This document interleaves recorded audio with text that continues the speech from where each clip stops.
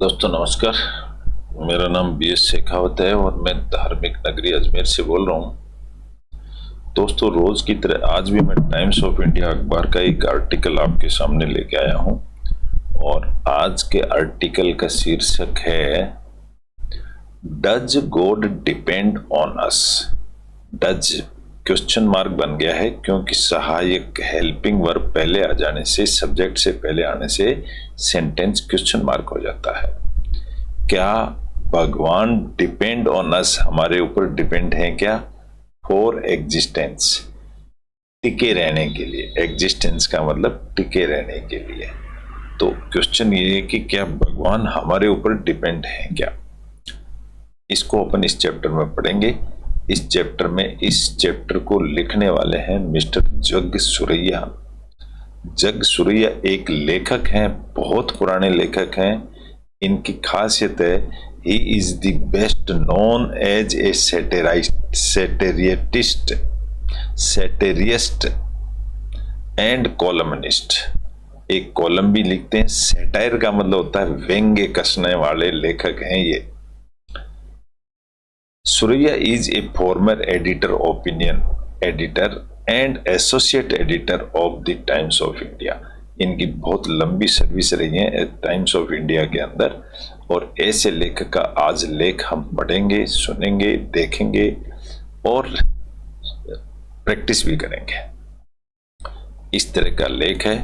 इसको मैंने copy paste कर दिया है और थोड़ा सा डिकोडिंग कर दी है मैंने कलर से, ताकि हम पहचान सकें कि सेंटेंस का मेन सब्जेक्ट क्या है, सेंटेंस की मेन वर्ब क्या है और प्रत्येक प्रीपोजिशन के बाद एक ऑब्जेक्ट आता है। अगर हम ये दो छोटी मोटी ट्रिक्स याद रख लेते हैं तो हम बहुत जल्दी इंग्लिश अखबार पढ़ सकते हैं। और पढ़ने की कला मैं बताता हूँ, इंग्लिश अखबार को कैसे पढ़ा जाए। दोस्तों अगर इंग्लिश अखबार अगर कोई पढ़ना सीख जाता है तो भाषा से संबंधित उसकी 80% प्रॉब्लम से दूर हो जाती हैं, ये पक्की बात है। चलिए अपन शुरू करते हैं। आज का टॉपिक है डज गॉड डिपेंड ऑन अस। क्या भगवान हमारे ऊपर आधारित हैं क्या? For existence. ऐसा तो मेरे ख्याल से नहीं है, लेकिन कोई टॉपिक आया है, इसमें हम स्टडी करेंगे क्या है। जग सुरैया जी लिखते हैं दिस इज अनआस्क्ड क्वेश्चन। अनआस्क्ड का मतलब बिना पूछा हुआ क्वेश्चन है। अंडरलाइनिंग यानी मजबूत कर रहा है the theme of the 2023 year film. इस फिल्म को अंडरलाइन का मतलब होता है मजबूत कर रहा है फ्राइड लास्ट सेशन। ये जो फिल्म है इसका नाम है ये फ्राइड से लास्ट सेशन, फ्राइड की आखिरी सेशन की, विच recounts a fictional meeting between Freud and the Oxbridge scholar and author। यहाँ क्या हुआ था, ये विच रिकाउंट का मतलब फिर से इसको कंसिडर किया गया है। ए फिक्शनल मीटिंग, फिक्शनल को मतलब बोलते हैं मिथ्या मीटिंग, परिकल्पना meeting between fried and Oxbridge. ये दो कोई आदमी हैं, fried and Oxbridge, scholar and author. एक स्कॉलर है एंड एक ऑथर है। C.S. लेविज भी इसके अंदर, C.S. इसको बोलते हैं लुइस, लेविस लिखा हुआ है लेकिन इंग्लिश में इसको लुइस कहते हैं। C.S. Lewis which takes place in London, जो लंदन में हुई। As the word is engulfed, engulfed का मतलब एक ही झटके में वर्ड को निगल जाना। जैसे मेडिसिन होती है उसको हम engulf करते हैं। In the doom laden, doom का मतलब होता है नाश हो जाना और लेडन यानी एक ढकी हुई बाल्टी के अंदर। On set of world war second, जो सेट ऑन सेट का मतलब हो गया वर्ल्ड वॉर सेकंड के अंदर की ये कहानी है। थोड़ा सा टिपिकल सेंटेंस है दोस्तों, लेकिन हम कोशिश करेंगे तो समझ जाएंगे। अब एक पैराग्राफ के अंदर एक ही सेंटेंस है, क्योंकि फुल स्टॉप कहीं नहीं है, इसलिए हम सब्जेक्ट प्लस वर्ब को पहचानेंगे इसमें। This is the unasked question. अब इसी को हम क्वेश्चन ले लेते हैं। दिस को हम सब्जेक्ट बना देते हैं, इज को वर्ब बना देते हैं। दिस इज द अनआस्क्ड क्वेश्चन, ये बिना पूछा हुआ क्वेश्चन है। Underlining the theme of 2023 film, जो अंडरलाइन कर रहा है, अंडरलाइनिंग का मतलब होता है मजबूत करना। मैं फिर यहां पर इसको येलो कलर दे देता हूं। थीम ऑफ द 2023 फिल्म को जो अंडरलाइन कर रहा है, मजबूत कर रहा है। अब फिल्म क्या है, उसको वो कोमा टू कोमा समझाया गया है। Freud's last session, Freud's last, Freud के आखिरी सेशन की ये फिल्म थी। विच रिकाउंट्स, अब अगर यहां देखेंगे तो एक सब्जेक्ट वर्ब फिर मिल रहा है मुझे। रिकाउंट का मतलब फिर एक दोबारा से काउंट होती है। विच यानी सब्जेक्ट, और सब्जेक्ट कौन सा सब्जेक्ट, ये रिलेटिव प्रोनाउन है ये, तो दिस का ही रिलेटिव प्रोनाउन विच है, या फिल्म को कह दो आप। मैं इसको फिल्म को इशारा कर देता हूं कि ये फिल्म को इंडिकेट करता है। रिकाउंट्स ए फिक्शनल मीटिंग, फिक्शनल का मतलब काल्पनिक meeting between fried and Oxbridge. ये दो आदमी हैं, फ्राइड एंड ऑक्सब्रिज, जो दोनों ही स्कॉलर एंड ऑथर हैं ये दोनों। इसके साथ में एक C.S.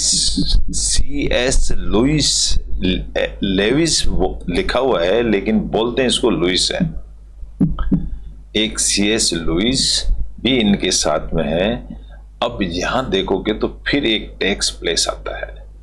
टेक्स प्लेस का मतलब ये एक वर्ब बन जाती है, और which is a introductory subject कह सकते हो इसको।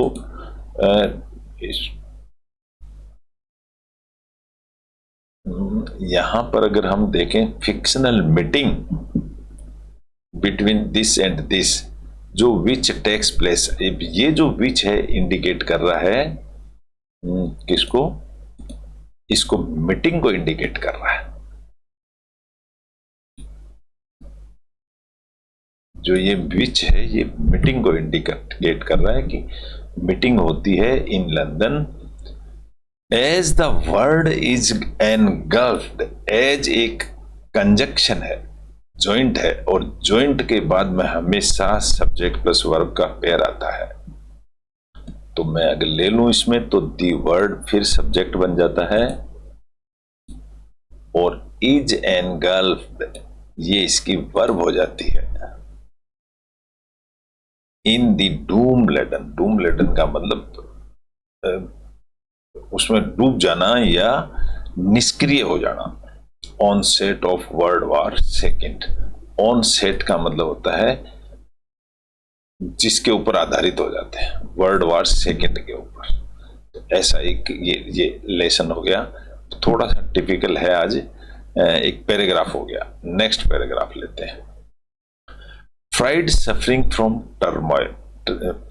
Terminal oral cancer. अब जो फ्राइड था वो एक ओरल कैंसर से सफर हो रहा था। अब यहां पर फ्राइड सब्जेक्ट हो जाता है, सफरिंग फ्रॉम, तो फिर इसको हम सब्जेक्ट नहीं लेंगे, इसको हम सब्जेक्ट नहीं लेंगे। ये फ्राइड किसी आदमी का नाम है। जो आदमी था वो एक कैंसर से सफर हो रहा था, suffering from terminal oral cancer. ये एक यूं कह दी सपोर्टिंग है, एडजेक्टिव फ्रेज है ये। जो फ्राइड जो सफरिंग हो रहा था कैंसर से, द अनएंडुरेबल पेन। अनएंडुरेबल का मतलब होता है, एंडुरेबल का मतलब सहनशील, और अनएंडुरेबल का मतलब असहनशील।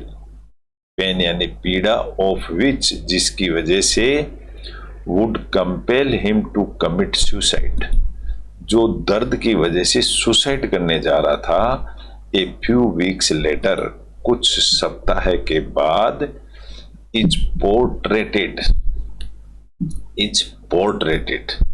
अब यहां मैं लेता हूं तो ये इज एक वर्ब मिल गई मुझे, इज नहीं होगी, इज पोर्ट्रेड एक पूरी वर्ब मिल गई है मुझे, तो सब्जेक्ट ये फ्राइड है। यहां पर फ्राइड इज पोर्ट्रेट का मतलब चित्र बनाया गया, उसको पोर्ट्रेट किया गया एज एन अनसेकेबल। सेकेबल का मतलब होता है हिलना, अनसेकेबल जो स्थिर है। एथियस्ट किसको कहते हैं? जो भगवान को नहीं मानता, नास्तिक आदमी को एथियस्ट कहते हैं। एक कन्विक्शन एंजॉयड, कन्विक्शन का मतलब होता है एक धारणा, एंजॉयड जुड़ी हुई है, अपॉन हिम उसके ऊपर, बोथ बाय हिज एडहेरेंस जो उससे जुड़ी हुई है, चिपकी हुई है। एडहेरेंस का मतलब चिपकी हुई है, टू रेशनलिटी, रेशन का मतलब होता है लॉजिकली, एंड साइंस, और साइंस भी है, लॉजिक भी है, as well as by the happenstance, space आएगा, of the tragic loss of his daughter. किस वजह से जुड़ी हुई है? कि ट्रेजिक का मतलब दुखद, loss of his daughter and his 5-year-old grandson, और उसका 5 साल का बच्चा, उससे ये कहानी जुड़ी हुई है। इससे वो परेशान था। मैं इसको पूरा डिटेल नहीं समझा करके यहीं पर इसको सब्जेक्ट प्लस वर्ब मुझे मिल गया है, तो मैं यहीं पर इसको क्लोज कर दूंगा और सेंटेंस यहाँ एंड हो जाता है, क्योंकि बाकी सपोर्टिंग फ्रेज हैं सारे। What sort of God is this who takes the lives of innocent children? अब यहां पर डबल इन्वर्टेड कॉमा में बंद है, इसका मतलब बड़ा इंपॉर्टेंट सब्जेक्ट है या किसी का डायरेक्ट स्पीच है। What sort of God, इसको मैं सब्जेक्ट बना दो। ये गॉड की क्या रचना है? इज दिस, ये गॉड की क्या रचना है? इज इसकी वर्ब होगी। हु टेक्स द लाइव्स, जो ले लेता है जिंदगियां, ऑफ इनोसेंट चिल्ड्रन, ये भगवान की क्या इच्छा है कि वो इनोसेंट बच्चों की जिंदगी ले लेता है। आस्क्ड फ्राइड ऑफ लेविस, ये फ्राइड ने पूछा, end of the films audience, और फिल्म देखने वाले दर्शकों से भी पूछा। ऑडियंस का मतलब होता है दर्शकगण से। तो ये ऐसी फिल्म है एक, थाउ भले ही Lewis and Freud probably never met, इसमें लुइस एंड फ्राइड हैं, शायद नेवर मेट, कभी नहीं मिले। थॉट, थाउ भले ही, तो जब थाउ आ जाता है तो थाउ इज ए प्रीपोजिशन, तो इसको हम एक प्रीपोजिशनल फ्रेज कहेंगे। इसमें सब्जेक्ट प्लस वर्ब नहीं है। Though Lewis and Freud probably never met, कभी नहीं मिले।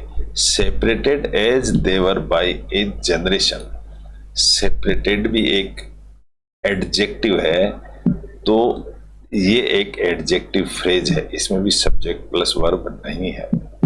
The founder of the psycho analysis, psycho यानी दिमाग से मतलब होता है, फाउंडर यानी इसकी जड़ में जो जाने वाला या इसको ओरिजिनल आदमी।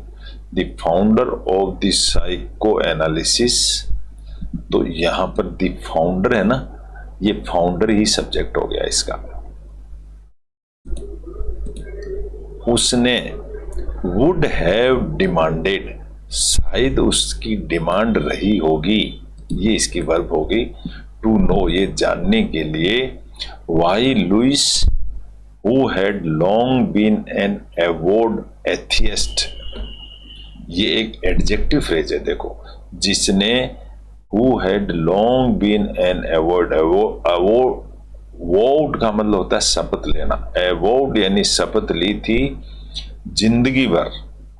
लॉन्ग बीन बहुत लंबे समय तक एथियस्ट, एथियस्ट का मतलब जो भगवान को नहीं मानता, उस चीज की उसने शपथ ली थी।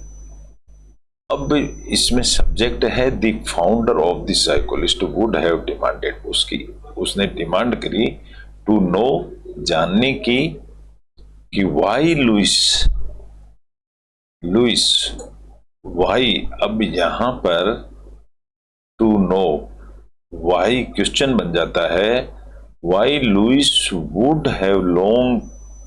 would long been an avowed atheist would suddenly convert।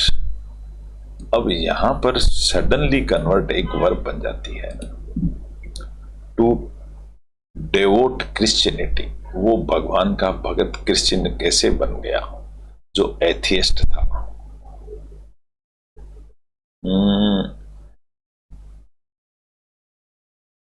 who had long been an avowed atheist to know why ये लुइस यहां पर सब्जेक्ट बन गया है। लुइस एक धार्मिक आदमी कैसे बन गया। अब ये फिल्म की डिस्क्रिप्शन बता रहा है, the film is based on a book, ये एक बुक पर आधारित है, by American academic Armand Nicholi. Armand Nicholi की बुक के ऊपर आधारित है। Title the question of God, उसका टाइटल था द क्वेश्चन ऑफ गॉड, ऐसी किताब पर आधारित है। विच हिंजेज का मतलब लटकते रहना, जो लटकी हुई है ऑन द एंग्विस्ड क्यूरी, एंग्विश का मतलब होता है पीड़ा, दुख भरी कहानी के ऊपर लटकी हुई है। दोस्तों इसमें कहीं भी सब्जेक्ट प्लस वर्ब नहीं है। व्हाट मॉन्स्टर्स डेइटी, अब जो ये मॉन्स्टर्स का मतलब होता है बहुत महान डेइटी, डेइटी यानी देवता, जो बड़ा देवता है। विलफुल्ली क्लेम्स, ये जो इच्छा से दावा ठोकता है, ये वर्ब है। द लाइज ऑफ चिल्ड्रन, ये इसका सब्जेक्ट और ये वर्ब मिला है, लेकिन ये सपोर्टिंग फ्रेजेज हैं जो इस सेंटेंस के साथ लगे हुए हैं। और व्हाट मॉन्स्टर्स डेइटी, मॉन्स्ट्रस डेइटी, इसलिए ये क्वेश्चन मार्क बन गया है। नेक्स्ट सेंटेंस, नेक्स्ट पैराग्राफ लेते हैं। इज व्हाट, वापिस इज आ गया यानी क्वेश्चन मार्क बन गया है ये। We call religion, is what क्या हम, वी एक सब्जेक्ट हो गया, वी इज इसकी वर्ब पहले ही आ गई है। Is what we call, sorry देखो यहां पर ये इज आया है, लेकिन ये इज व्हाट इज कह सकते हो, तो व्हाट इसका सब्जेक्ट है, तो इज इसकी वर्ब हो गई। लेकिन यहां से एक क्लॉज दूसरा शुरू हो जाता है। What is he call religion nothing more than escapist which fulfilment, क्या है इज व्हाट, क्या है वी कॉल रिलीजन, जिसको हम धर्म कहते हैं, वो ही खुद ही कह रहा है nothing more than the escapist. Escape का मतलब होता है निकल जाना चुपके से, चुपके से निकलने के अलावा कुछ नहीं है। विश फुलफिलमेंट, विश यानी इच्छा, फुलफिलमेंट करना कुछ नहीं है ये। गॉड ए मैग्निफाइड रेदर फिगर, गॉड ए मैग्निफाइड, मैग्निफाइड का मतलब होता है कुछ मूल्यवान, रेदर फिगर, फिगर के अलावा जो गॉड है समथिंग वैल्यूएबल चीज है। सॉरी, गॉड ए मैग्निफाइड फादर फिगर, एक भगवान जो है एक मैग्निफाइड फादर फिगर है। ए पर्सोनिफिकेशन, पर्सोनिफिकेशन का मतलब आदमी के अवतार में, of authority to make us plaint, plaint का मतलब शिकायत होता है, हमको शिकायती बना देता है सब्जेक्ट से ऑफ चर्च एंड स्टेट। हमको प्लेंट का मतलब होता है शिकायत, सब्जेक्ट्स ऑफ चर्च, चर्च के विषय में, और एंड स्टेट और स्थिति के विषय में हमारे को कंप्लेंट मतलब शिकायतें वाला बढ़ा देता है। गॉड ऐसी चीज है, इज वाट, क्या भगवान ऐसा है क्या, ये क्वेश्चन कर रहा है, जिसको हम धर्म कहते हैं। यहीं पर सेंटेंस कंप्लीट हो जाता है देखा जाए तो। Like the book on which, like the book, इस बुक को देखते हुए, ऑन विच जिसके ऊपर इट इज बेस्ड, ये जो किताब बुक के ऊपर जो फिल्म बेस है, the film does not take sides, ये जो फिल्म है ये किसी की एक साइड नहीं लेती है, फॉर और against the two diametrically opposed view, जो दो व्यूज है ना कि भगवान है या नहीं है, तो ये किसी का पक्ष से नहीं लेती है। That of the staunch atheist, staunch का मतलब पक्का, दृढ़ विश्वासी, that of the staunch atheist, atheist जो नास्तिक आदमी है वो पक्का है, and that of the equally fervent believer, fervent का मतलब होता है तेज बिलीवर, तो इसमें तेज बिलीव भगवान में विश्वास करने वाले भी हैं और कुछ नास्तिक लोग भी हैं। तो फिल्म किसी का भी फेवर नहीं लेती है। यहां से सेंटेंस शुरू होता है।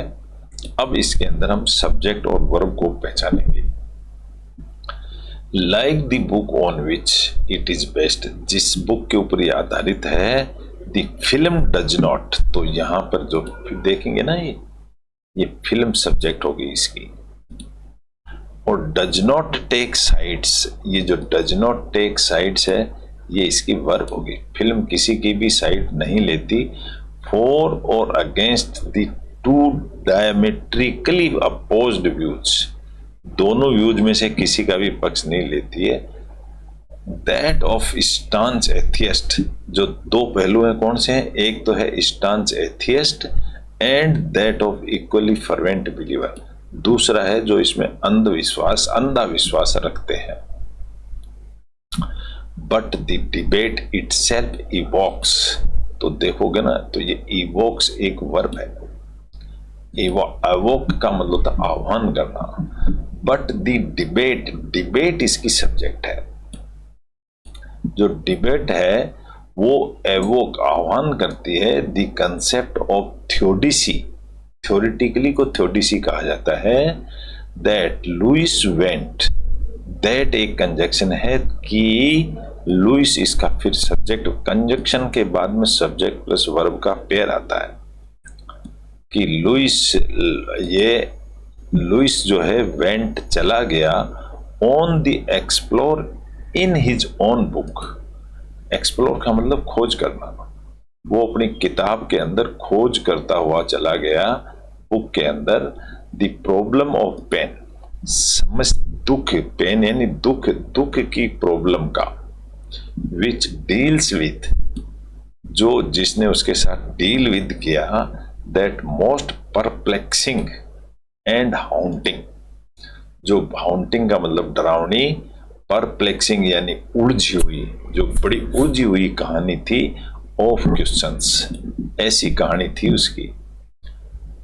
Y do bad things happen, why question बन गया ये, डू बैड थिंग्स हैपन, तो बैड थिंग्स है ना, ये इसकी सब्जेक्ट हो गया। बैड थिंग्स क्यों हैपन होते हैं, ये इसकी वर्ब हो गई। To good place, good people, अच्छे लोगों के साथ में खराब काम क्यों होते हैं।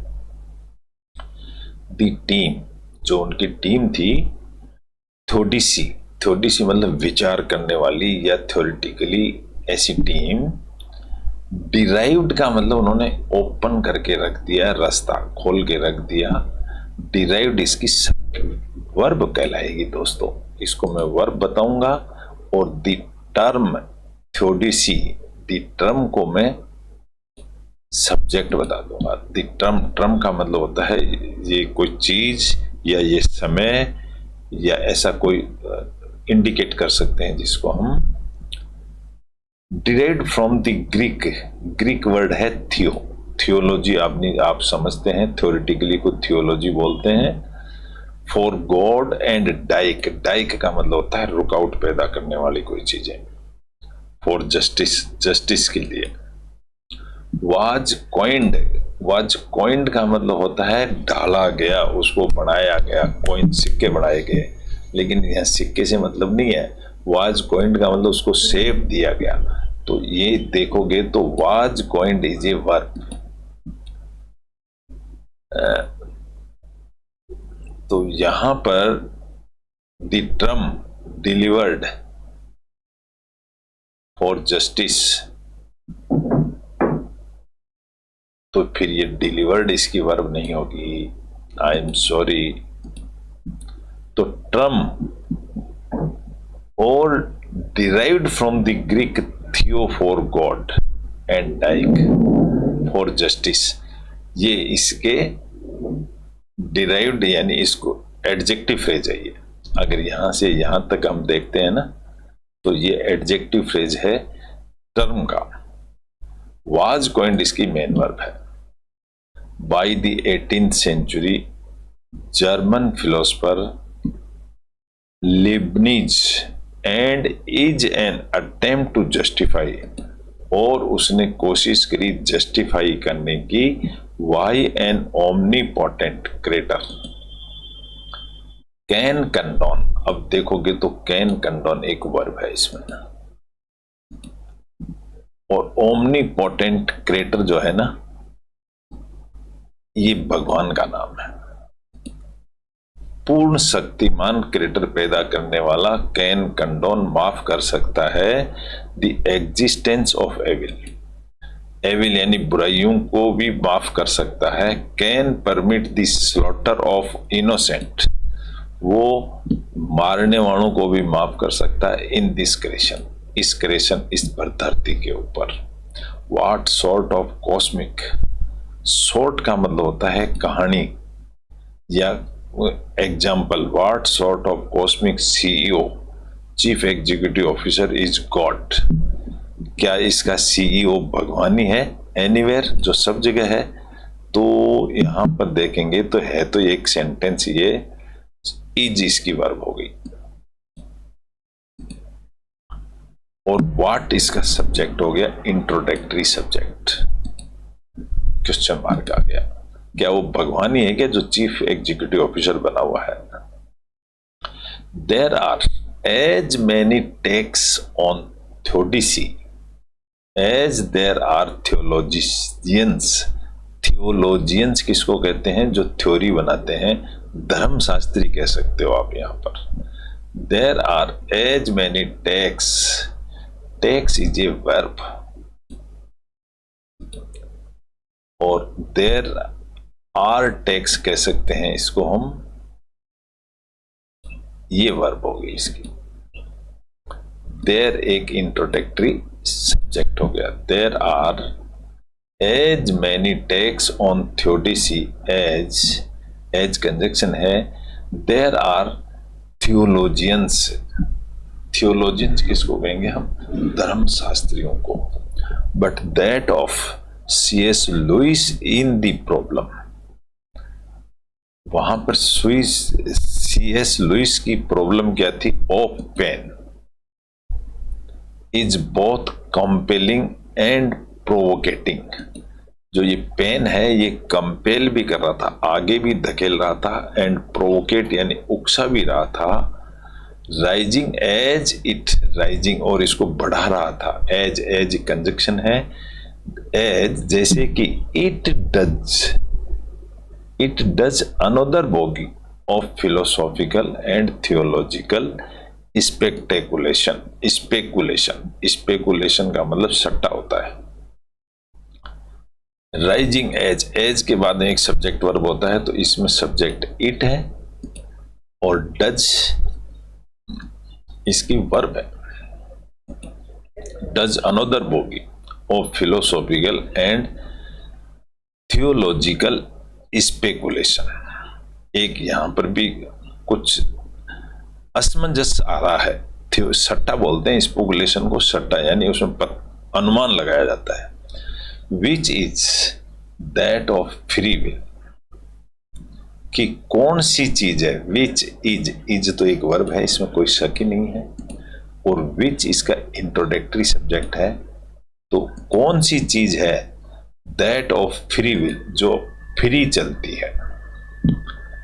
अब यहां पर लुइस आर्ग्यूड, लुइस ही सब्जेक्ट हो गया और लुइस ही आर्ग्यू करता है। ये सिंपल पास्ट टेंस है। लुइस ने आर्ग्यू की, क्या करी, दैट एन ओमनीपोटेंट गॉड, ये करी कि जो ओमनीपोटेंट गॉड है ना, यही इसका सब्जेक्ट हो गया। कुड वर्क, कुड वर्क इसकी वर्ब हो गई। मिराकल्स, उन्होंने सरप्राइज, मिराकल्स का मतलब अचंभा करता है, कुड वर्क मिराकल्स अचंभा करता है। एंड इंटरसीड, इंटरसीड का मतलब आपस में उलझना, टू एवर्ट सफरिंग, एवर्ट का मतलब कभी भी सफरिंग हम करते हैं तो उसमें भगवान आपस में उलझ जाता है। But this would deny women kind, but एक कंजक्शन है, कंजक्शन के बाद में सब्जेक्ट प्लस वर्ब का पेयर आता है, तो इसको हम दिस को सब्जेक्ट ले लेते हैं और वुड डिनाई इसकी वर्ब हो गई। लेकिन यह वुड डिनाई मना करेगा वुमेन काइंड, जो आदमी की जो है, the capacity of free will, ये आदमी की कैपेसिटी में नहीं है, ये मना करेगा। ये एक ऐसा कंफ्यूजन है। If everything is God given, अगर प्रत्येक चीज भगवान के द्वारा दी हुई है, इफ कंडीशन लगा दी है, एवरीथिंग इसकी सब्जेक्ट होगी।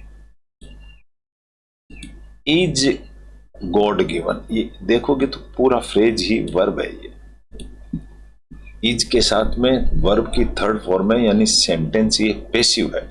अगर ऐसा हो जाता है ऑल इज प्री डिटरमाइंड, तो जो सारी चीजें हैं पहले से ही निश्चित है। अब यहां पर ऑल एक सब्जेक्ट है, इज प्री डिटरमाइंड ये भी इज के साथ में वर्ब की थर्ड फॉर्म है, तो एक पैसिव वॉइस है। वी लॉस आवर फ्रीडम, यहां देखोगे तो वी सब्जेक्ट हो गया और वी लूज, लॉस आता है यहां पर। आवर फ्रीडम, हम अपनी समस्या को खो देते हैं। To choose between right and wrong, सही और गलत को पहचानने में हम अपनी फ्रीडम को खो देते हैं। ट्रांसग्रेशंस, ट्रांसग्रेशन का मतलब बदलना। एंड रिडेम्पशंस, रिडेम्पशंस यानी वापस शुरुआत करना, ये चीजें। वी सीज, सीज का मतलब पकड़ लेना या सीज हो जाना, जाम हो जाना। वी सीज, अब यहां पर वी सब्जेक्ट है तो सीज इसकी वर्ब हो गई। To be human and become automations, हम लोग सीज हो जाते हैं टू बी ह्यूमन, आदमी बनने के लिए, एंड बिकम ऑटोनोमस, और एक अपने आप में ऑटोनोमस बन जाते हैं कि हम ही अपने आप में हैं। But by granting us free will, अब यहां पर बट एक कंजक्शन है, उसके साथ में बाय ग्रांटिंग, बाय एक प्रीपोजिशन हो गया, और प्रीपोजिशन के बाद हमेशा एक नाउन फ्रेज आता है। By granting us free will, ये फ्री विल प्रोवाइड करने के लिए डज गॉड परफॉर्म, ये डज एक वर्ब है और सेंटेंस सब्जेक्ट से पहले आ गई तो एक क्वेश्चन बन जाता है, और गॉड, गॉड इसका सब्जेक्ट हो जाता है। क्या भगवान परफॉर्म करता है द अल्टीमेट मिरेकल, अचंभा, that of paradoxically limiting his own limitless power, भगवान के पास तो लिमिटलेस पावर है, उसको वो पैराडॉक्सिकली लिमिटिंग, पैराडॉक्सिकली मतलब है पुराने ख्यालातों के साथ में कैसे भगवान करता है इसको। बाई गिविंग अस, अब फिर यहां बाई लगा हुआ है, यानी एक प्रीपोजिशनल फ्रेज है। गिविंग अस हमको देते हुए, दी इनएलिएनेबल, एलियन का मतलब बाहर का, एलिएनेबल यानी बाहर के लायक, और इनएलिएनेबल का मतलब बाहर के लायक नहीं, हमको देते हुए दी इनएलिएनेबल राइट, अधिकार, to choose between good and evil, भगवान हमको ही अधिकार दे देता है, between belief and the rejection of belief, मानो या ना मानो। Does the creator depend on us और एग्जिस्टेंस, कि चाहे भगवान डिपेंड रहे चाहे नहीं रहे, ये हमारे ऊपर ही छोड़ दिया उसने। इस सेंटेंस में बड़ा जोरदार मजा आएगा। By giving us the inalienable right, अविश्वसनीय अधिकार, to choose between good and evil, between belief and rejection of beliefs, विश्वास का। डज द क्रिएटर, तो डज एक सब्जेक्ट वर्ब होगी और द क्रिएटर इसका सब्जेक्ट हो गया। क्या जो क्रिएटर भगवान है वो डिपेंड, डज, डिपेंड भी इसकी वर्ब है, डज डिपेंड होता है हमेशा, तो डज सब्जेक्ट से पहले आने से ये क्वेश्चन मार्क बन गया। क्या भगवान हमारे ऊपर डिपेंड है फॉर एग्जिस्टेंस, ये खुद ही क्वेश्चन पूछ रहा है।